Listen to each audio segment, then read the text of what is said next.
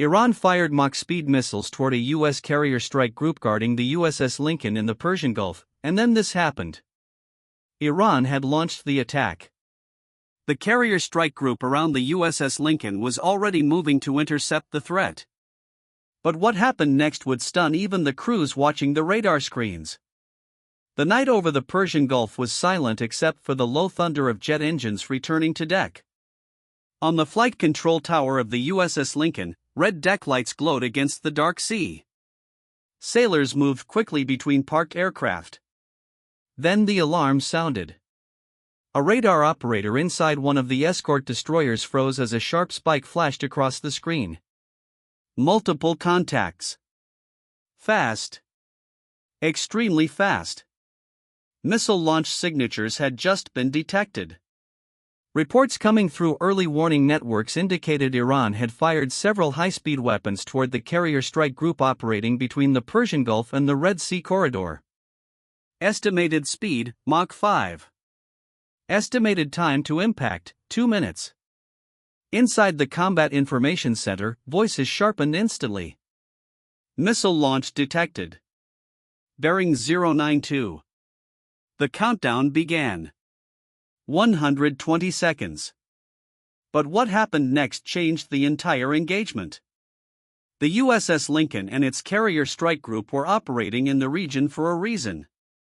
The carrier had been deployed to secure maritime routes linking the Persian Gulf with the Red Sea, a corridor that handles a massive percentage of global energy traffic. Tensions in the region had been rising for weeks. Intelligence suggested Iran was increasing missile readiness along its coastline and nearby launch zones. The carrier strike group around the Lincoln was built for exactly this kind of scenario. The nuclear-powered aircraft carrier formed the center of the formation. Around it sailed guided missile cruisers and destroyers equipped with Aegis combat systems. These escorts formed a defensive shield stretching miles across open water. Above them, surveillance aircraft monitored the skies. Below them, submarines quietly patrolled. But when Iran fired those Mach-class missiles, the test of that shield had suddenly begun. On radar screens, the incoming tracks appeared almost instantly after launch. Infrared satellites had reportedly detected the heat plume first, bright streaks of ignition rising from coastal launch zones. Within seconds, tracking data flowed into the carrier strike group network. The missiles were fast. Very fast. Mach 5 meant hypersonic class velocity, several miles every second.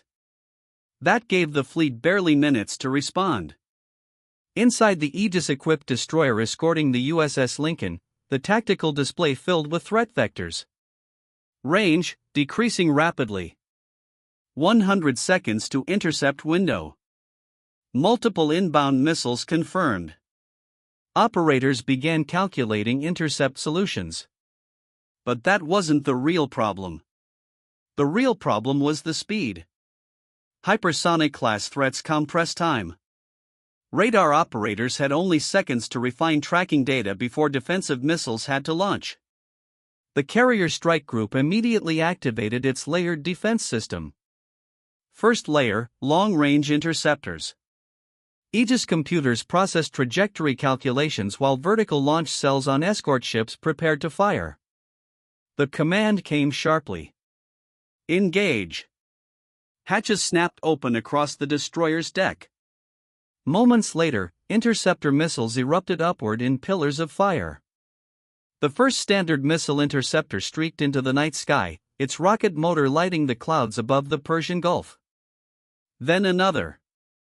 And another. Within seconds, multiple defensive missiles were racing toward the incoming Iranian weapons. Inside the Combat Information Center, the countdown continued. 90 seconds. 70 seconds. Closing speeds were enormous. On radar, the tracks converged rapidly.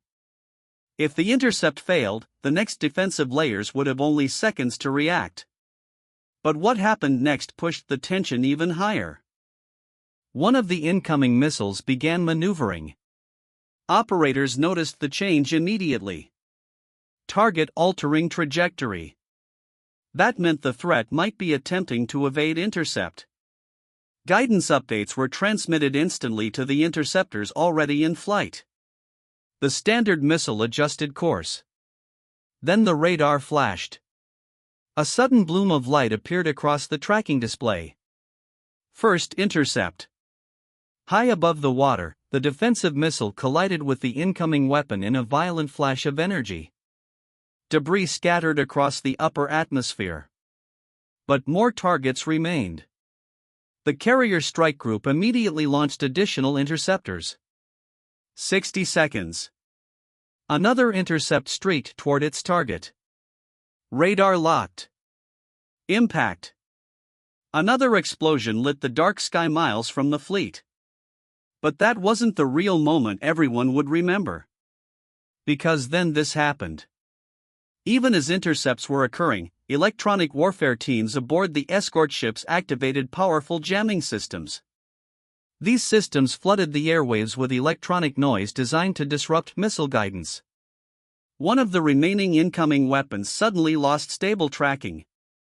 Its flight path wobbled. Seconds later, it veered sharply off course.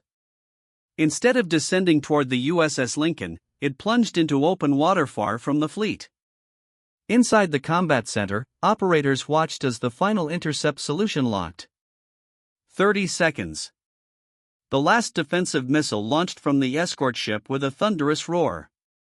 It climbed, adjusted, and then slammed into the remaining inbound threat. A brilliant flash marked the impact. Then silence returned to the radar screens. No more incoming tracks. But what happened next revealed how close the situation had truly been. Analysis of the intercepted missiles suggested the weapons had been traveling at extreme speeds consistent with Mach-class strike systems. Had even one of them slipped through the layered defenses, the consequences could have been catastrophic. Aircraft carriers like the USS Lincoln carry thousands of personnel and dozens of aircraft. A direct hit could have triggered fires, explosions, or severe operational damage. But the carrier strike group exists to prevent exactly that. Layered defense. Long-range interceptors. Medium-range missiles. Close-in weapons systems. Electronic warfare. Every layer working together in seconds. And in this engagement, that system reportedly performed exactly as designed. But the real lesson of the encounter reaches far beyond one missile defense event. Modern naval warfare has entered an era where reaction time is measured in seconds. Missiles traveling at Mach speeds compress the battlefield. Decisions that once took minutes must now happen instantly. Sensor networks, satellites, radar arrays, and automated defense systems must function perfectly together. Because when threats move this fast, hesitation is defeat. The carrier strike group built around the USS Lincoln represents one of the most sophisticated defensive networks ever deployed at sea. Its escorts form overlapping shields of radar coverage.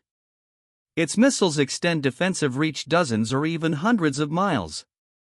Its aircraft provide surveillance and strike capability far beyond the horizon. But as the Mach speed missile incident showed, even the most advanced fleets must constantly adapt to new threats. Because every missile launch changes the equation. Every intercept tests the system. And every second counts. Out on the dark waters between the Persian Gulf and the Red Sea, the USS Lincoln continued its patrol. Jets landed quietly back on deck. Radar screens scanned the horizon again. For the sailors aboard the carrier strike group, the night had delivered a powerful reminder. In modern warfare, the battle can begin without warning. A flash on radar. A launch plume in the distance. A countdown to impact. And sometimes, just seconds before disaster. Everything changes.